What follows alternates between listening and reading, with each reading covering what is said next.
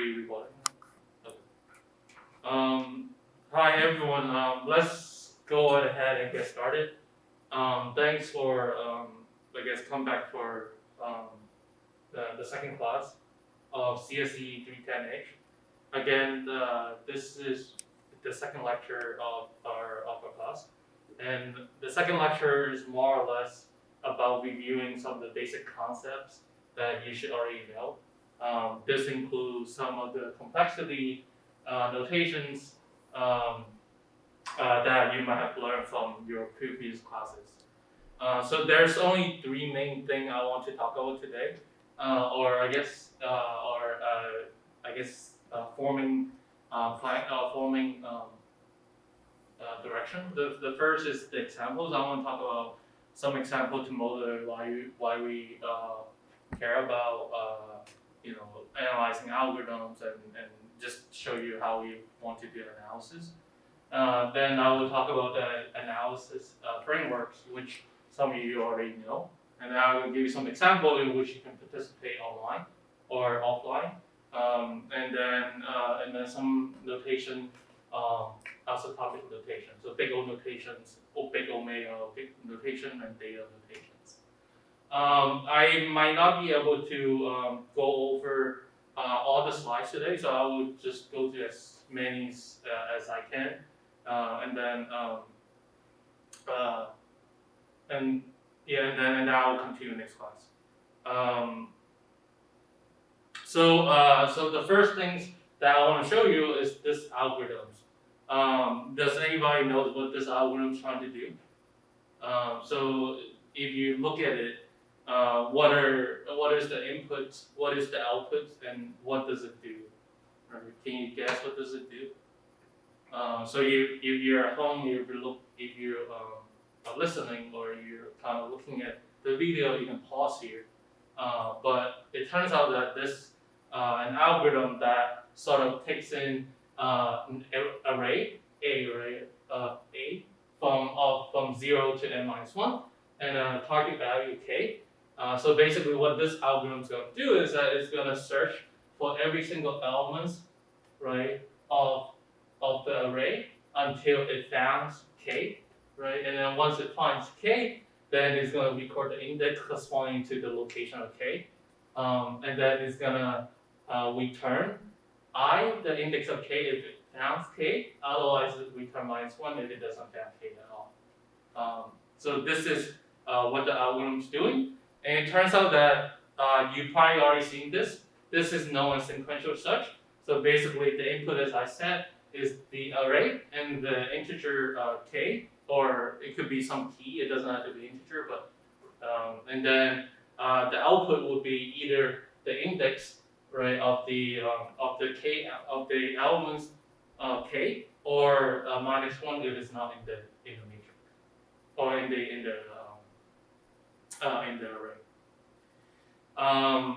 What about this one? Can you guess what this algorithm would do? So here the algorithm is gonna take in something, is gonna output something, and then it's gonna perform some operation. Right? So again, if you're listening at home, you can pause and you can think about this before you move on. But if you look at this, the general idea here is that your input is the array, right? Here, A. And basically what this thing's gonna do here is that it's gonna go through each of the elements in the array, in the outer loops, right? It's gonna assume that this is this one will be the index of the smallest elements. It's gonna search for the index I all the way up to n-1. So, and record the minimum elements it finds so far, right? So once it finds its elements, it's gonna swap the location I, which your starting locations, and the minimum value of the array that you found so far. So essentially, what this thing end up doing is that it's gonna scan to each of the positions. One from array from 0 to n-1 is gonna, for each of the index, is gonna find the smallest elements corresponding to that position of the index, right? So for instance, at 0, A of 0 is gonna find the smallest elements. and A of 1 is going to find the second smallest elements. A of 2 is going to find the third smallest elements. So it's going to continue until you have ordering of these elements from smallest to the largest, right? So this is known as selection sort, as most of you are familiar with. So basically, what this thing is that is gonna give you an array, right? And then it's gonna output an array in a sorted non-decreasing order, right?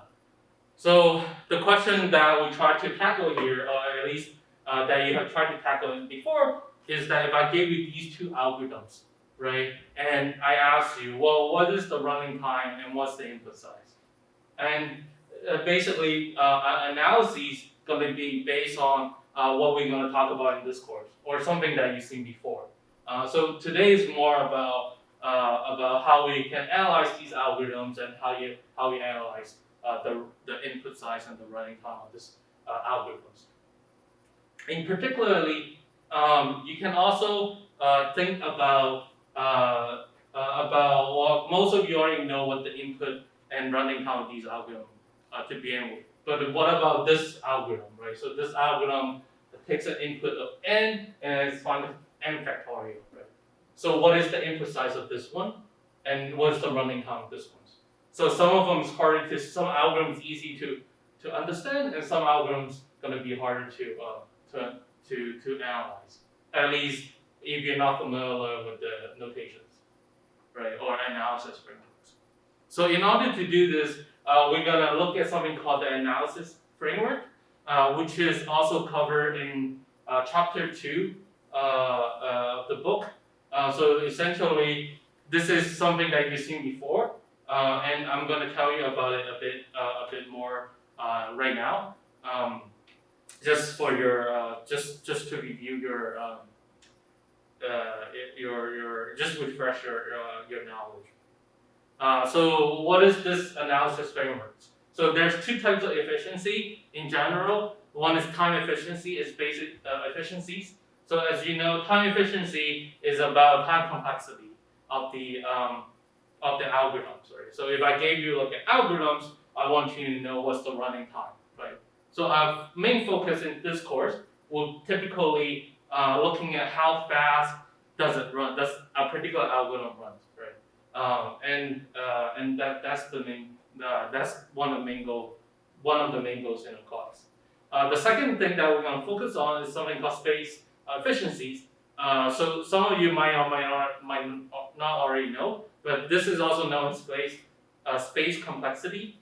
So basically, this is amount of memory required by the algorithms to perform some operations. So in addition to its input and output. So we will see some of that later on when we talk about dynamic programming and data structures and algorithms. Again, so this is not the main focus, but we will highlight this a bit more later on in the class. And the last things that I kind of want to talk about in this slide is that when people talk about an algorithm that kind of runs efficiently, they really refers to the way in which the running time of the algorithm should be binomial with respect to the input size. So input size, I guess some of you might already know, some of you might not. Binomial time, binomial of the input size would be something of the input size to some power or plus some lower order term. But again, you will see more of that example later on. So the first thing that we want to talk about here is how do we measure an input size, right? So if I give you an algorithm, you should be able to tell me what is the input of the algorithm and what is the size of the inputs. So a lot of the time, inputs of the algorithms are relatively simple to identify, and a lot of the time, in almost all the algorithms, as larger as your input size increases, the running time always increases. Some typical example would be sorting array. So for instance, if you sort an array of say 1,000 numbers, is going to be faster when you're sorting a million numbers, right? So this is the case here. This is the same as searching for an elements in an array. So when you have 10 elements, it's going to be run faster than 100 elements, right? Matrix multiplication, if you have a larger matrix, it's going to take more time when you multiply two matrices together than when you just multiply a matrix with size of 2 by 2, right? So here in this particular case, algorithm efficiency here would be some functions that depends on some parameter n, where n is the input size of the algorithms. I'm going to define this more precisely a bit later on, but a lot of the time it's a bit straightforward to talk about what n is. So for instance, here the size of the list, the size of the array, right, for sorting or searching is pretty straightforward, right? It's the number of elements in the array. So that's the size of the input.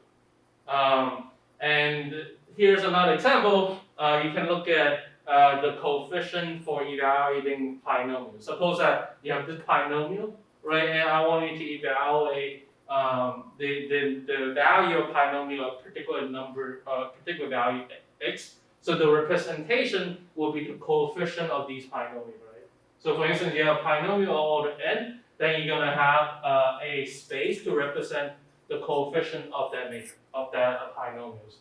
So you can sort of represent this using perhaps an array or other linked list or other type of storage information. But sometimes it's not as straightforward the input size. So for instance, in matrix multiplications, right? Suppose you have two n by n matrix or matrices. So what can the input size be? Any idea from some of you? So naturally, people use order n. So n, they use it to represent the order, the input size of the matrix. So it's n by n. And some other time, people use the total number of elements. So basically, n, this big n would be the number of elements in the matrix, which is n squared. Again, I guess this one is a bit more flexible in a sense that you can use it to represent when you don't have the same dimension of m, right? So maybe n by m instead of n squared. But traditionally, people use this notation n without loss of generality. So there's another example that we have here. So now that what happened when we have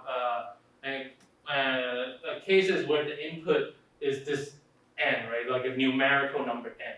So for instance, in the algorithm that we saw earlier, the factorial algorithms, we have this n as a number as a input size, right, like n as in n factorials, and the input is just one numbers.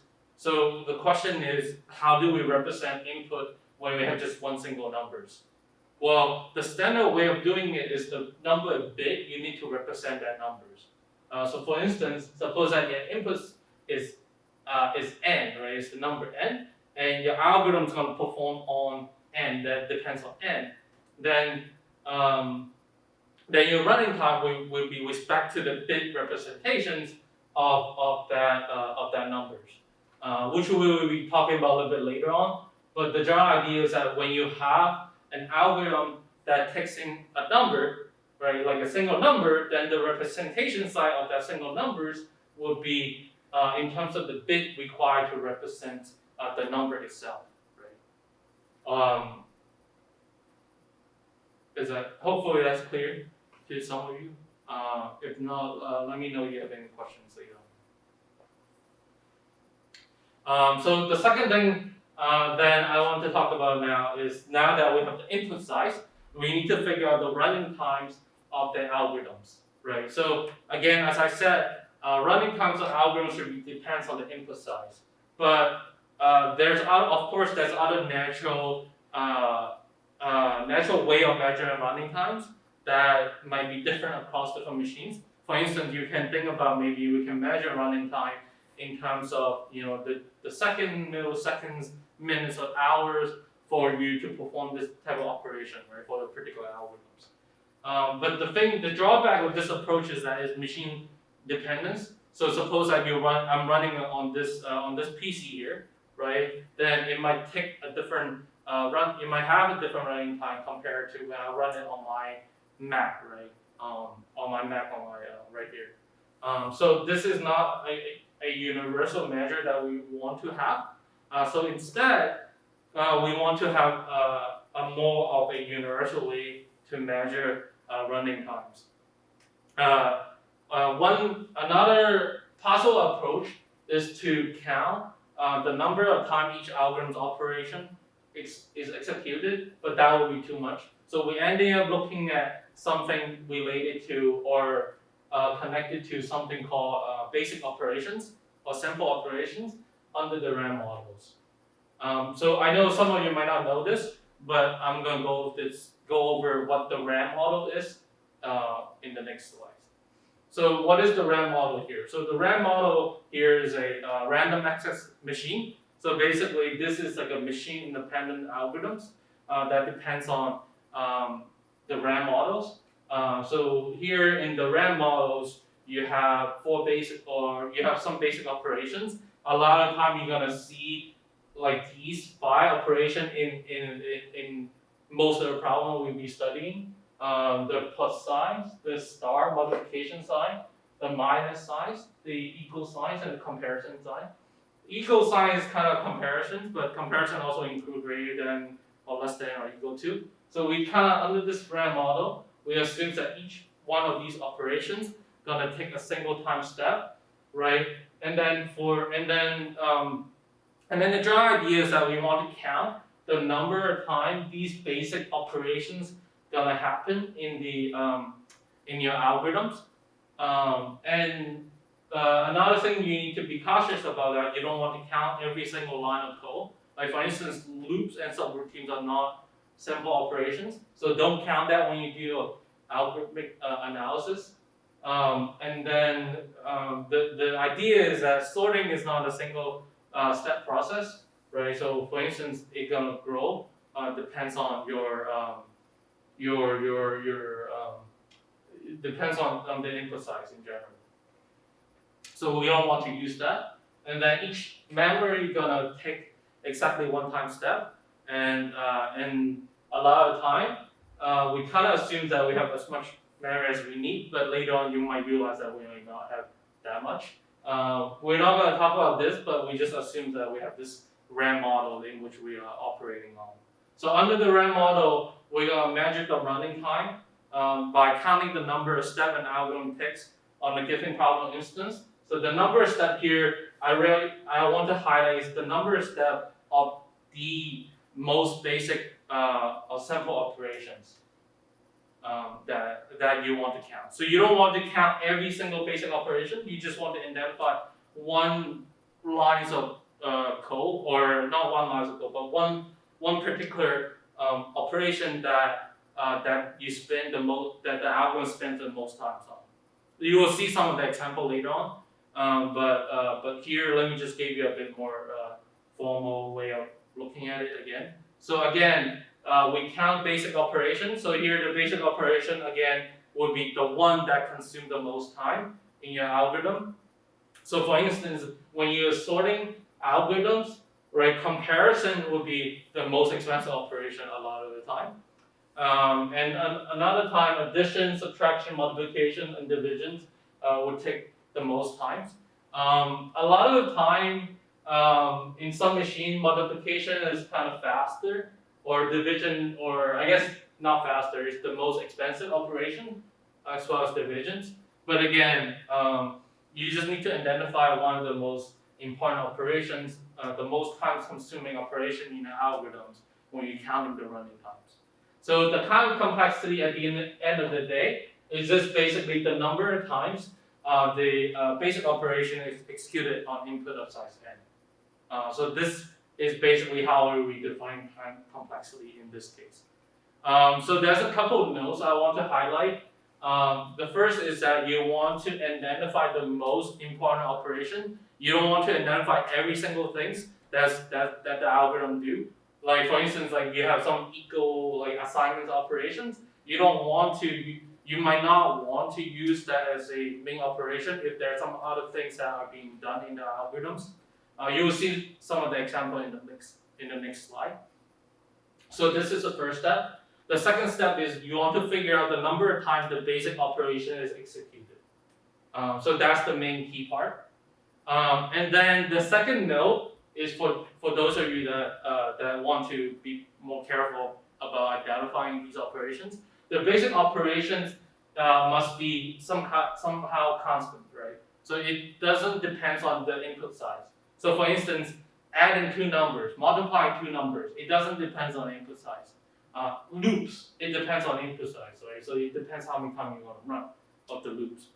And also, there can not be any other operation that perform more frequently when the size of the input grows, right? So that's something you want to be aware of when you're trying to identify the most important operation of the algorithms. Okay, having said this, I want to give you three different examples. So here's the examples I copied from the book and other sources. So here is an algorithm that finds the maximum element in the array. What do you think the basic operation would be? Is it cut off? Or? Oh, is it? Okay. So anyway, so for those of you that are listening at home, what do you think the basic operation of this guy would be? So if you want to think about it, pause here and then just take a moment to think about it. So what's the most expensive thing here? Well, we're not going to count this one, the assignment one there, because it is not the most expensive one, right? What about the guy inside here? Well, the guy inside here is not the most expensive one either, because every time when you have to satisfy these conditions before you go to this, right? So this comparison would be the most expensive operation in this example, right? Okay. Now here's another example that I got from one of the previous classes, the Mechanical classes PDF. So here's an algorithm that compute the average of an input array, right? So what do you think the most expensive operation here? What's the basic operation in this case? So again, if you want to think about it, pause here before you move on. So the thing here is that so this will be one particular operations. This will be one particular operations, but they are not that most frequently used, right? So the most operation used here is the add sign inside this for loop, right? So this will be line 4, would be a good way of measuring the running time of these algorithms. In particular, this plus sign here is the basic operations of the algorithms, right? So we should really be using this in order to measure the running time of the algorithms, right? And now here's the last example. Again, I think most of you already seen this. So this is an algorithm for binary research. So what is the basic operation here? Can you guys think about this and see? I mean, this one's a bit tricky because it used recursion a little bit. But can you identify what is the most expensive operation here?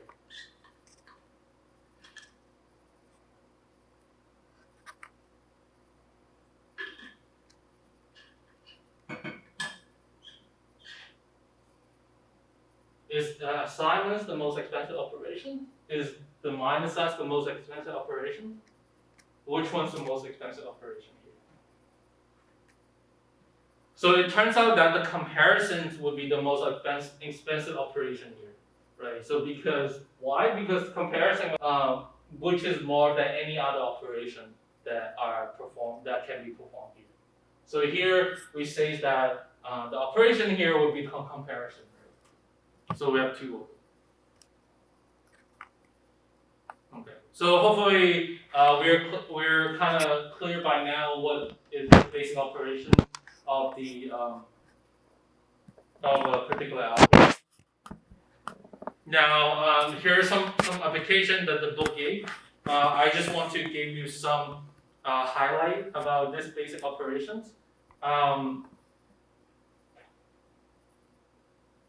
so if you want to look more about it, you can take a look at the book. But imagine that that this COP is the execution times of a basic operation on a particular computer of a algorithm that you're looking at. And we're gonna let C at n be the number of times the basic operation is gonna be executed for this algorithm in particular. And then we're gonna let T at n to be the program that implemented these algorithms on the computer, right? So basically, we can estimate the running time of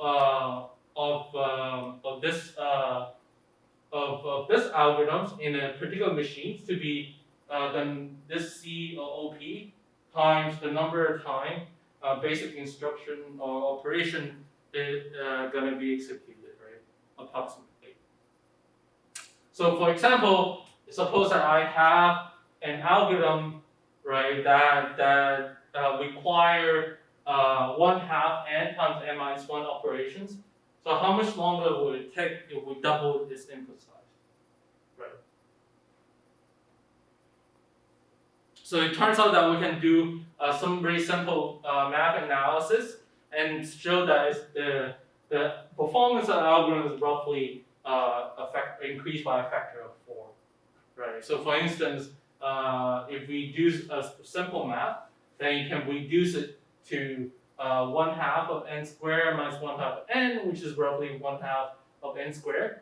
And when you double the input size of this one, you will have 2n, right? Instead of n, so the ratio of this guy will be 4, right? If you do some simple math.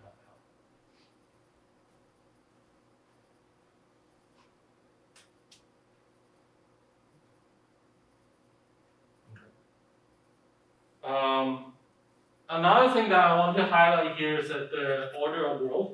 I think the book kind of talked about this. A lot of the time, the point here is that some algorithms are more efficient than the others based on their number of times they run with respect to its input size. Suppose that n is the input size, then this will tell you how fast the algorithm runs when you have different input size, right? So imagine that n is the number of elements in the array or something, right? Then the algorithm runs extremely fast when it's long, right? Because it doesn't, it grows really, really slowly. But on the other hand, it starts getting really huge running time once the algorithm gets to n squared, n cubed, 2n, and n factorial.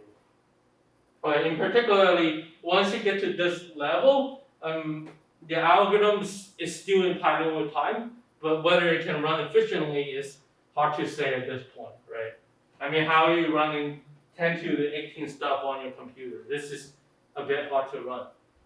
In particular, for 2 to n factorial, they are impossible to run even when you have sufficiently, size of input, right? Meaning when you have 10 input of size 10 and input time of size 10 squared, right? So in this case, this is not very efficient. So a lot of time when we try to design algorithms, we want to focus on design algorithms with low complexity. But there are some problems in which you don't have algorithms that achieve these complexity. So therefore, sometimes we might want to consider these type of algorithms in the future. But again, these algorithms are not necessarily practical. It's just there so that we can demonstrate that there exists an algorithm that runs in these type of exponential times. Again, you will see more of that example later on in the class, but I just want to tell you about what's a practical algorithm and what's not in this case. So as many of you know, if I give you an algorithm, there's many way of measuring its running time. So most of the time, we kind of emphasize on the worst case analysis. So basically, we look at the problem instances, right, in which it gave you the worst performance guarantee, right, as you increase your problem size. Sometimes people look at the best cases. So best cases is basically says that, well, what is the best instance for that particular problem size, right, to solve my particular problem on this algorithmic input.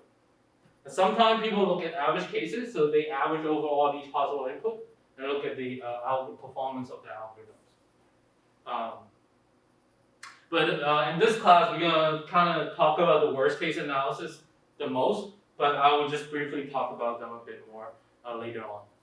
So just to give you a bit more formal definition of what these analysis, efficiency analysis are, here's some of the definition. You can take a look. I'm just gonna briefly talk about them. Worst case analysis, worst case efficiency. Basically, this is the worst case of size n, which is the input that takes the longest among all the possible input of that particular size. So for instance, it corresponds to the top curve, the worst case curve up there. The best case efficiency. So basically, you want to think about a scenario in which it's the best input for the algorithm to run the fastest, right? So for instance, well, you're gonna see some example later on. Actually, I'm not gonna talk about it here. And then the average case efficiency. Again, the average case here is gonna be about what is the average running time of particular algorithms.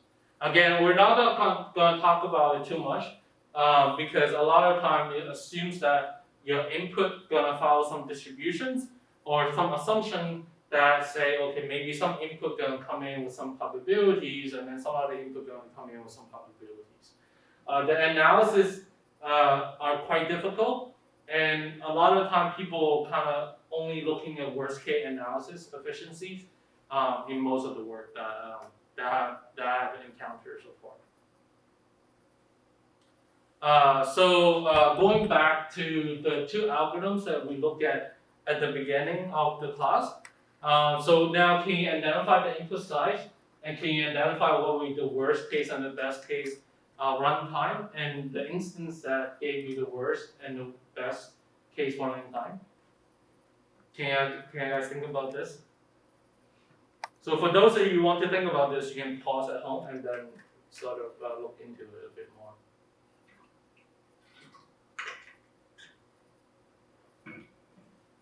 So let me just go over the answer here. So the input size is n, which is fairly straightforward for both of them. Well, so the first one, you kind of want to have n plus log k, but roughly is n here. And the other one is order n, right? And then, so what is the worst case or best case running time for both of them? For sequential search, the worst case is n because you might not be able to find anything, right?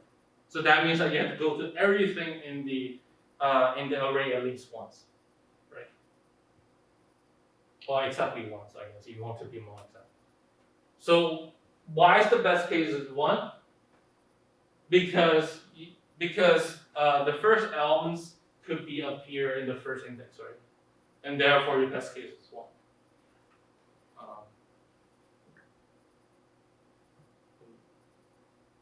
What time? 104. Oh, 104. Okay. Okay, so let me keep going. So we only have 16 more minutes left, so I'm going to keep going. And then I was talking about selection sort. So what is the best case and the worst case? Well, it turns out that regardless whether the array is sorted or not, you're still gonna run n squared, right? So it doesn't have an early termination conditions here. So regardless, you're gonna run an n squared, even if your input is already sorted. Okay, so now that we kind of look at some of the analysis framework, I want to give you some example. So typically, if you guys are in class today, I would have you work out these examples in class. But I guess we don't have time, so I'm just gonna show you. Well, I guess not that we don't have time, but you're not here. So instead, I'm going to show you the slides, and then you can think about it, and then I will go over the answers. So the answer also on the slide as well. You can take a look.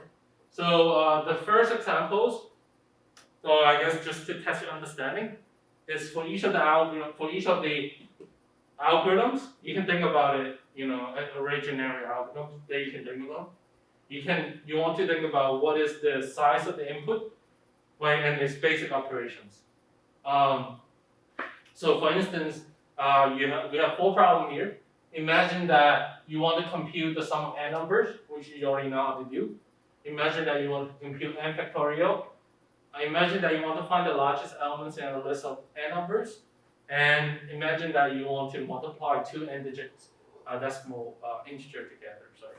So what are some of the most expensive basic operations in the algorithms and in the input size? I think we went over this a little bit earlier, but you can think about it more if you want to.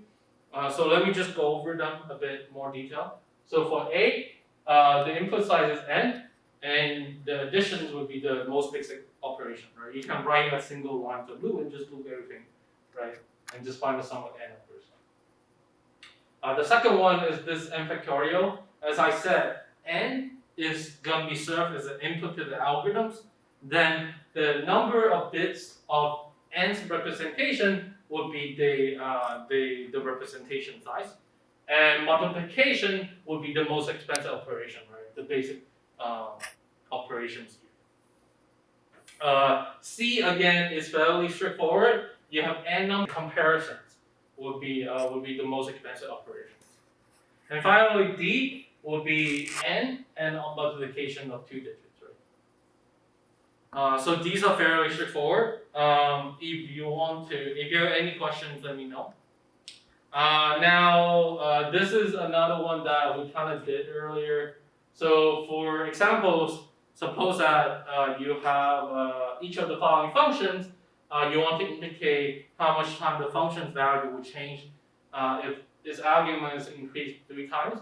So this is similar to our analysis earlier, the ratio analysis. So remember what we did earlier? We have some running time f of n divided by f of n when the input size is increased, right, or double, right? So you want to do the same analysis here. So for instance, you want to do n to the 1/2 divided by 3n to the 1/2, right? And then you want to see how much time, the ratio when it increases, right? When you increase by 3 times. So this is similar. I will give you that as a homework assignment, but relatively simple. So a lot of these are relatively straightforward to do. I'm not going to go over this, but here's an answer. You can verify this, but I'm not going to here right now. So the last thing I want to talk about is this asymptotic notations. I might not be able to completely finish. I think I only have 109. Huh? 109. Yeah, I only have like 10 minutes left. So I might not be able to go over this, everything about asymptotic analysis. If I don't, we're gonna continue next class. But most of you probably already know. So there's the 3 main operations, 3 main ways we can look at this efficiency classes in terms of the big O notations. One is the big O notation, the other is big omega notation, and the other is big data notations. And I think most of you already know from your discrete math class, or at least what you did before taking this class. So let me just kind of informally just give you some definition of big O notation. So here, if you have big O of some function g of n, this is the set of function with a lower or same order of growth as g of n, right, within a constant vector. So for instance, n is in this big O of n squared.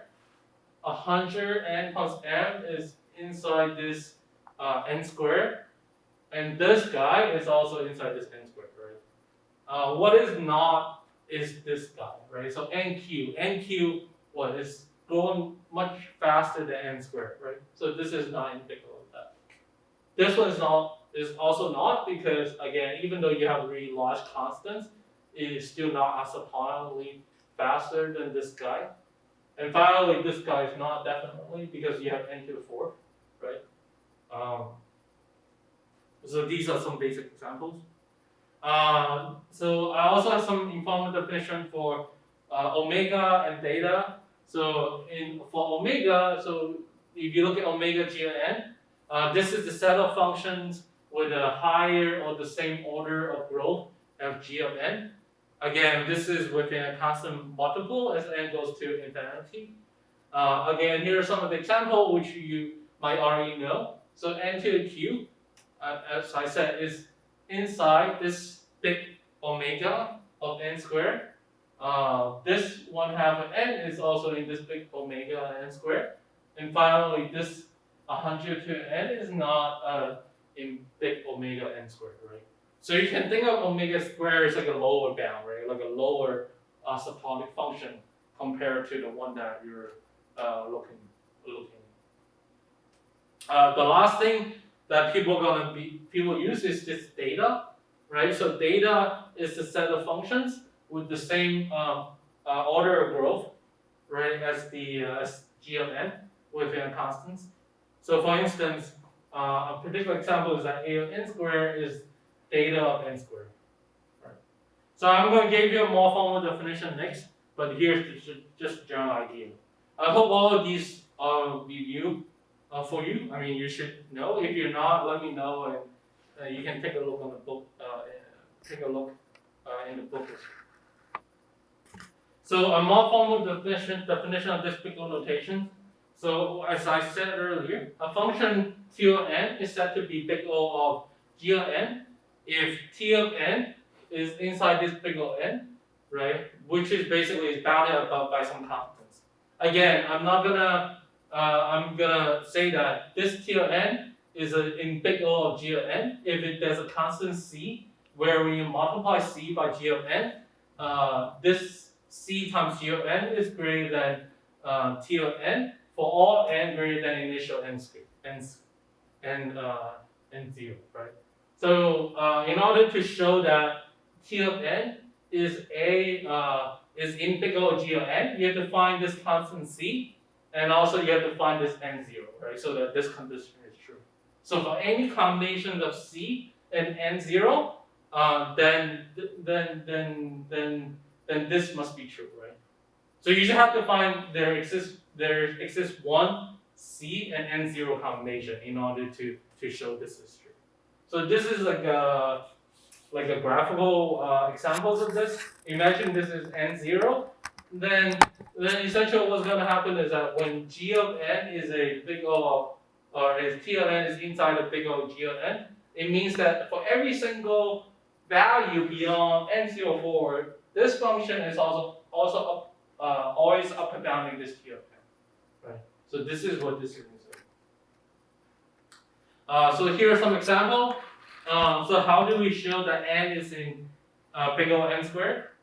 As I said, we have to find c, and we have to find n of n0, right? So you have to find this two things, right? n and n0. So what would be the appropriate c and n0 here? As I said, if you're watching this at home, maybe try to think about this and pause here and try to work this thing out. If you haven't, or if you already know, then there's a natural value for these guys, which is you let c equal to 1 and 0 equal to 0, we have this condition to be true, right? So this is fairly straightforward. But what about the next one? Oops, sorry. What about this one, the 100n plus n, right? So how do we find c and n0 in order to make this thing work? I am gonna let you look at it at home, but in general, you can derive some math so that this thing can be bounded by n squared. So for instance, you can do 100n plus n, which is less than equal to 100n plus n phi m, which is less than equal to 100 phi n for n greater than equal to 1, right? And now you can compare this with this because you know that n is less than equal to n squared. So now you can use the same constant c here and n0 equal to 1, right? So again, there's multiple combination you can use here. You don't have to use the same c and n0. So as long as you can identify the pairs of c and n0, it will still work. Now, what about the last example? How you show this? Well, to show this, again, it's fairly straightforward. You can basically expand this out, drop the minus term, then you can find the constant immediately. So in particularly, you can factor this out, right? Then you have 1/2 n squared minus 1/2 n, which is less than equal to 1/2 n squared.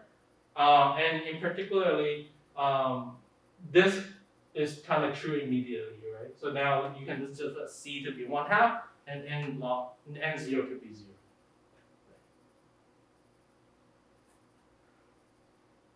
Now, so this is a, do we have more time already? 3 minutes. Oh, we only have 3 minutes. So again, this omega notation, let me just go through a little bit quicker. So this is the omega definition. It's similar to the one we saw, but basically this says that if T of n is greater than or equal to for some constant c times G of n for n greater than n0. Again, here's some example.